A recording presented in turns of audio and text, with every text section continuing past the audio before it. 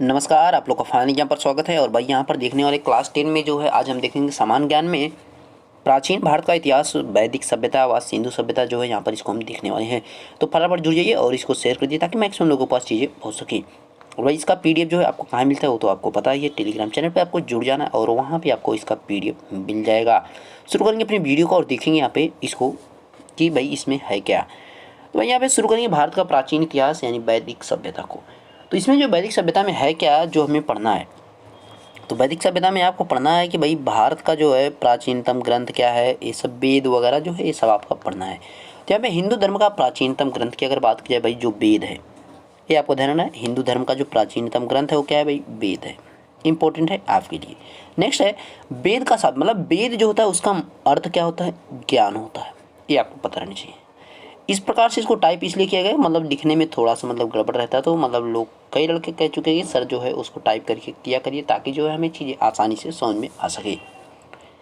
वेदों का संकलन करता किसे कहा जाता है, महर्षि कृष्ण द्वैपायन वेद व्यास को जो है यहाँ पर वेदों का संकलन करता कहा जाता है। ये चीज़ आपके लिए इंपॉर्टेंट है।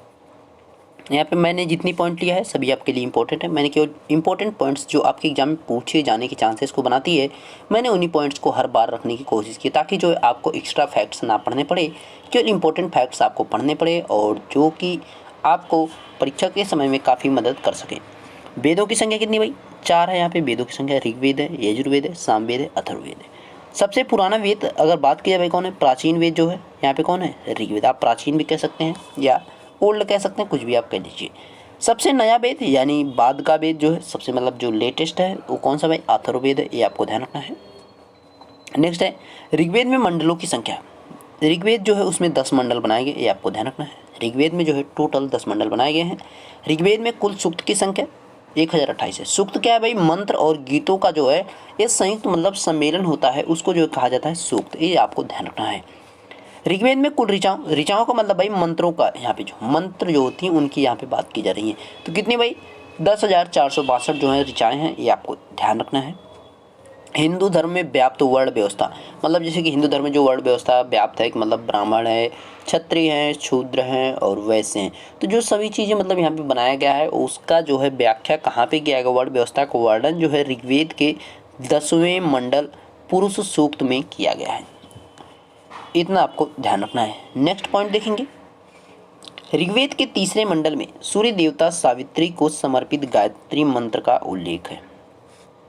तीसरे मंडल में ऋग्वेद के सूर्य देवता को समर्पित गायत्री मंत्र। आपसे पूछेगा कि भाई गायत्री मंत्र का उल्लेख कहाँ पे है, तो ऋग्वेद में है। गायत्री मंत्र का उल्लेख ऋग्वेद के कौन से मंडल में है, तो तीसरे मंडल में। गायत्री मंत्र किसको समर्पित है, तो सूर्यदेव को समर्पित है। मतलब कई प्रकार से क्वेश्चन पूछ सकता है, घुमा के भी पूछे तो भी आपको जवाब दे देना है सही सही, ये आपको ध्यान रखना है। और भाई नोट्स एकदम बनाते हुए चलना है। मैं जो है कल क्लास ले रहा था वहाँ पे जो है कई स्टूडेंट ऐसे थे जिनका नोट्स एकदम वेल प्रिपेयर्ड है। मैं जितना पढ़ाते जा रहा हूँ उतना वो नोट्स एकदम धीरे धीरे आराम से बनाते हुए जा रहे हैं और चीज़ों को याद करते हुए बेहतर, और आप भी बनाने की कोशिश कीजिए और इसको जो है ज़्यादा से ज़्यादा शेयर कीजिए ताकि भाई मैक्सिमम लोगों के पास चीज़ें पहुँच सकें। देखिए आगे, 10 राग युद्ध, 10 राग यानी 10 राजाओं का जो युद्ध होता है उसका उल्लेख जो है कहाँ पे किया हुआ है, 10 राग युद्ध जो है उसका उल्लेख जो है ऋग्वेद के 7वें मंडल में किया गया है। 10 राग यानी 10 राजाओं के जो युद्ध है उसका जो है वर्णन जो है ऋग्वेद के 7वें मंडल में किया गया है। गद्य तथा पद्य, गद्य तथा पद्य दोनों में जो है यहाँ पे कौन सा जो है लिखित वेद है, तो भाई कौन सा है, यजुर्वेद है। ये चीज़ आपको ध्यान रखना है, इंपॉर्टेंट है आपके लिए। तंत्र मंत्र जादू टोना इत्यादि का उल्लेख भाई किस वेद में किया गया है, तो भाई अथर्ववेद में किया गया है। यानी जो हमारे झाड़ फूक वाले सिस्टम है ये सब चीज़ें जो है हमें अंधविश्वास की अगर बात की जाए तो कहाँ पर किया गया है, अथर्ववेद में इसका उल्लेख किया गया है। ये चीज़ आपको ध्यान रखना है। भारतीय संगीत का जनक वेद, संगीत का जनक वेद भाई किसको कहा गया है, सामवेद को कहा गया। ये आपको ध्यान रखना है, इंपॉर्टेंट है। सामवेद है। वेदों के अनुसार सबसे पवित्र नदी, जैसे कि आजकल हम किसको पवित्र नदी मानते हैं, तो गंगा नदी को मानते हैं। तो भाई गंगा नदी जो है उस समय गंगा नदी का उल्लेख नहीं है। एक बार यहाँ पे जो है एक बार गंगा नदी 1 से 2 बार, और उसके बाद जो है आपका यमुना नदी का भी 1 से 2 बार उल्लेख किया गया है। बाकी जो है इनका उल्लेख नहीं किया गया। वहाँ पे जो है जब वैदिक काल था तो उस समय जो है कौन सी नदी थी इंपॉर्टेंट, तो भाई सरस्वती नदी थी। जैसे अभी सिंधु घाटी सभ्यता में आप पढ़ेंगे तो वहाँ पे सिंधु घाटी मतलब सिंधु नदी जो है उसको ज़्यादा मतलब इंपॉर्टेंस दी गई है। गंगा नदी को वहाँ पे भी इंपॉर्टेंस कोई नहीं दी गई है। ये आपके लिए इंपॉर्टेंट है। अब देखिए यहाँ पे भाई जो सरस्वती नदी उसे क्या कहा गया, नदीत्मा या नदियों की माँ भी कहा गया है। जो यहाँ पर हमारे वेदों के अनुसार जो है सबसे पवित्र नदी जो है किसको माना गया है, सरस्वती नदी को। सरस्वती नदी को नदीत्मा या नदियों की माँ भी कहा गया, ये आपको ध्यान रखना है। आगे बोला है ऋग्वेद के पुरोहित यानी जो उनका पाठ करते थे, मतलब जो उनको पढ़ते थे, भाई सभी की जगह वही पाठ करता, मैंने एक ही जगह लिखा है, कोई दिक्कत ना है।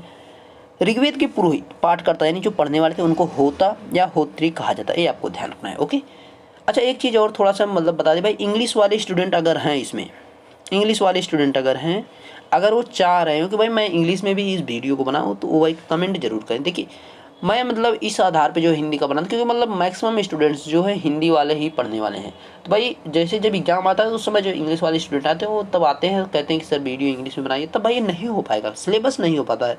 तो इसीलिए मैं कह रहा हूँ कि अगर आप जो है एक हिंदी की बजाय इंग्लिश मीडियम के स्टूडेंट है, तो आप ये जरूर हमें कमेंट करके बताएं भाई इंग्लिश में भी इसको वीडियो बनाया जाए, मतलब इसी चीज़ को जो लाइनिंग यहाँ पे सभी चीज़ें आपको एकदम इंग्लिश में एज इट इज ट्रांसलेट करके इसी प्रकार से समझाई जाएगी। वहाँ पे इंग्लिश टू इंग्लिश सभी चीज़ों को मैं समझाने की कोशिश पूरी करूँगा।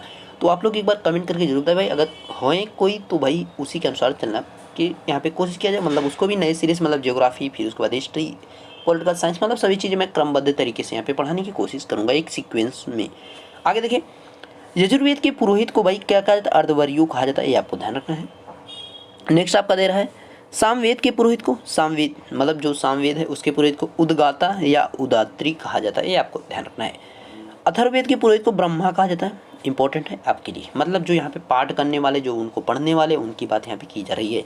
नेक्स्ट आपके लिए आ रहा है भाई सिंधु घाटी सभ्यता या कांस्ययुगीन सभ्यता, मतलब सिंधु घाटी जो सभ्यता है उसको जो है किस नाम से जाना जाता है भाई, कांस्ययुगीन सभ्यता भी आपको दे सकता है, वहाँ पे हड़प्पा सभ्यता भी बोल सकता है, परेशान कुछ भी नहीं होना, बात की जा रही है सिंधु घाटी सभ्यता की ही, ये आपको ध्यान रखना है। अब देखिए यहाँ पे सिंधु घाटी सभ्यता की खोज भाई किसने की, तो भाई दयाराम सैनी के द्वारा की गई, 1921 में इसकी खोज की गई थी, ये आपको ध्यान रखना है, जो प्रमाणिक तौर पे 1921 बताया गया है। नेक्स्ट देखिए सिंधु घाटी सभ्यता का पश्चिमी पुरास्थल, यानी जो मतलब इसका सबसे पश्चिम में बिंदु है, मतलब इस प्रकार से आप बनाएंगे जब, तो एक पूरब हो गया, एक पश्चिम हो जाएगा, एक उत्तर हो जाएगा, और ये आपका दक्षिण हो गया। तो बात की जा रही सबसे पश्चिम, मतलब इधर जो इसकी कहाँ तक मतलब विस्तार था, इधर कहाँ तक इसका विस्तार था, इधर कहाँ तक मतलब पूरब में कहाँ तक विस्तार था, दक्षिण में कहाँ तक, इस चीज़ की बात यहाँ पे की जा रही है। तो भाई इसका जो पश्चिम में कहाँ तक विस्तार था, तो सुतकांगेडोर जो है दास्क नदी के किनारे, दास्क नदी भी आपको याद रखना है, सुतकांगेडोर जो है दास्क नदी के किनारे कहाँ पे पड़ता है, बलूचिस्तान यानी पाकिस्तान में पड़ता है, ये आपको ध्यान रखना है। सिंधु घाटी सभ्यता का जो पश्चिमी पूरा स्थल है सुतकांगेडोर है, दास्क नदी के किनारे, बलूचिस्तान पाकिस्तान में पड़ता है। नेक्स्ट देखिए सिंधु घाटी सभ्यता का पूर्वी पूरा स्थल आलमगीरपुर, पूर्वी पूरा स्थल यानी ये वाला कहाँ पे भाई, आलमगीरपुर, हिंडा नदी के किनारे, कहाँ पे, मेरठ उत्तर प्रदेश में, मेरठ उत्तर प्रदेश में, ये आपको ध्यान रखना है, मेरठ उत्तर प्रदेश में। नेक्स्ट देखिए सिंधु घाटी सभ्यता का उत्तरी पूरा स्थल यानी जो सबसे ऊपर है कौन सा है, चिनाब नदी तक पूरा स्थल जो मांदा है, मांदा भाई किस नदी के किनारे है, चिनाब नदी के, और जम्मू कश्मीर, ये आपको ध्यान रखना है। ओके नेक्स्ट देखिए सिंधु घाटी सभ्यता का जो है दक्षिणी पूरा स्थल दैमाबाद यानी गोदावरी नदी के किनारे, और कहाँ पे भाई, महाराष्ट्र में, ये आपको ध्यान रखना है, इंपॉर्टेंट है आपके लिए चारों, यहाँ पे सुतकांगेडोर, आलमगीरपुर, मांदा और दैमाबाद। सिंधु घाटी सभ्यता एक कैसी सभ्यता थी भाई, कैसी सभ्यता थी, तो नगरी सभ्यता थी, आपको ध्यान रखना है।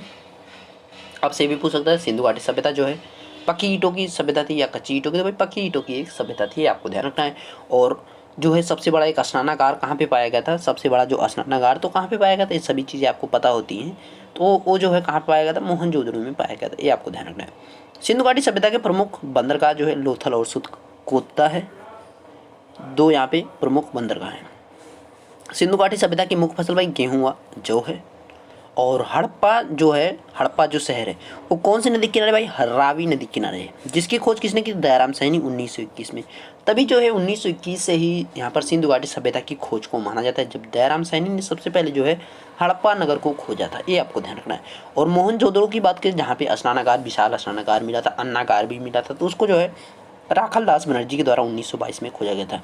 तो भाई बस इतना ही इंपॉर्टेंट है आपके लिए। कालीबंगन को जो है चूड़ियों का शहर कहता है, अगर आपको लिखने की इच्छा हो तो वो भी लिखिए कालीबंगन। कालीबंगा जो है उसको जो है चूड़ियों का शहर कहा जाता है, ये आपको ध्यान रखना है। बाकी सभी चीज़ें आपको नहीं पढ़नी है। इसके बाद जो है नेक्स्ट में जो है हम वहाँ पे धर्म जो शुरू करेंगे, जैन धर्म से शुरू करेंगे, जैन धर्म, बौद्ध धर्म, ये सब चीज़ें अब आगे हमें पढ़ना है। तो वीडियो अच्छा लगा तो लाइक जरूर कीजिएगा, और चैनल पर नए हो भाई चैनल को जरूर सब्सक्राइब करिए, बेल आइकन पर इसके, ताकि आपके पास लेटेस्ट वीडियो पहुँच सके। ओके, मिलते हैं नेक्स्ट वीडियो, तब तक देखते रहिए फाइनल सर। Thank you.